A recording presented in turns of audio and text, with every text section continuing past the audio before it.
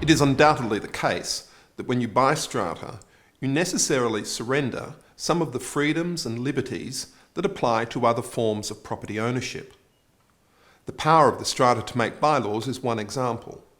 The power to approve renovations is another. It follows that strata management is in no small part about managing the collective decision-making process. As a separate legal entity that can only act through the hearts and minds of its members, the way a strata makes decisions is highly regulated. Some people that come to strata from an active corporate life, where the chairperson or CEO has the power to do most anything, finds this reality of strata ownership very hard. In strata, the chairperson can only chair a meeting, that's all.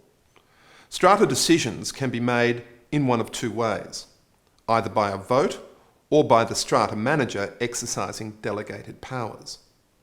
There are two types of meetings: general meetings where all the owners can participate, and committee members where only elected representatives attend and vote.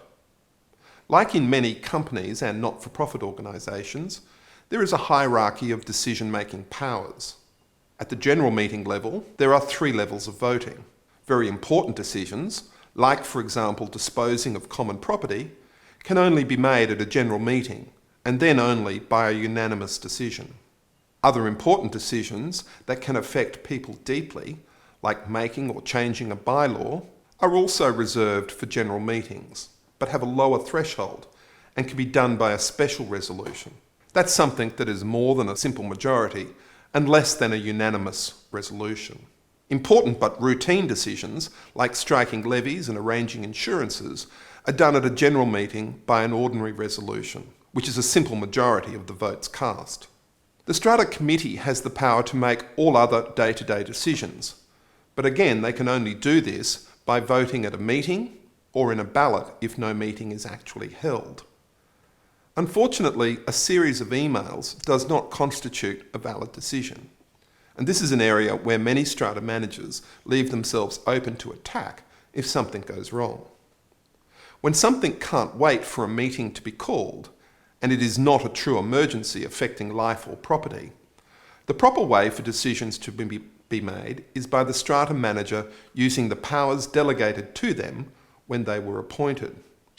The exact decision-making powers delegated to the strata manager will be set out in the strata management agreement and may differ from case to case. Exercising the delegated power to make a valid decision binding on the strata has to be done by noting the decision in a minute or on a register and communicating that to the strata. Again, this is an area where many strata managers let their guard down, and there can be problems if something relating to that decision goes badly. Attention to detail and transparency is the mark of a good and successful strata manager.